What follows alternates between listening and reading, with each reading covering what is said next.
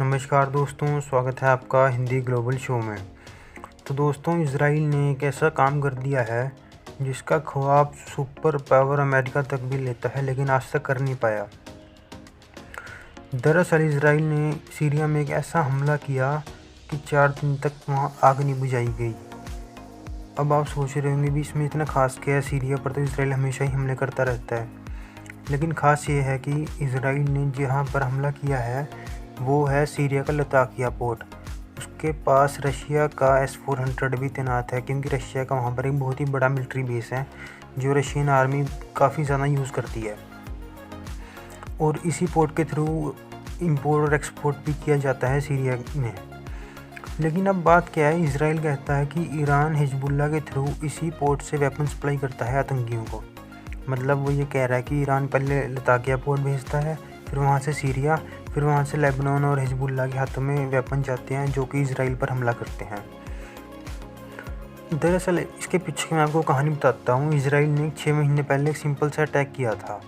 वो ज़्यादा बड़ा अटैक नहीं था, लेकिन तभी रशिया अलर्ट हो गया था, क्योंकि रशिया का वहाँ पर मिलिट्री बेस है। उसने वहाँ पर इस चक्कर में S-400 डिप्लॉय करती है। लेकिन इजराइल जब किसी चीज़ के पीछे पड़ जाए तो वो उसे करके ही रहता है। अब उसने भी इतना भीषण हमला किया कि 3 दिन तक आग नहीं बुझी और इसका धुआं अब तक निकल रहा है। पहले तो किसी को समझ नहीं आया, मतलब लगा कि नॉर्मल सा अटैक होगा। लेकिन जब बाद में पता चला कि वहाँ पर तो S-400 था, तो सभी देश इस सोच में पड़ गए कि S-400 के होते हुए ये अटैक हो कैसे गया। इंडिया और चाइना इस सोच में पड़ गए कि S-400 पर विश्वास करना चाहिए या नहीं।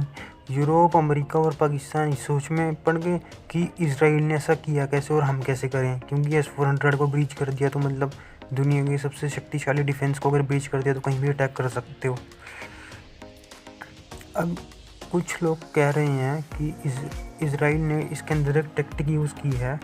दरअसल 2018 में एक रशिया का ट्रांसपोर्ट एयरक्राफ्ट आ रहा था, उसमें काफ़ी रशियन सैनिक थे। लेकिन उन्हें लगा कि ये इजराइल का लड़ाकू विमान है, तो उन्होंने उसे मार कर गिरा दिया S-400 से।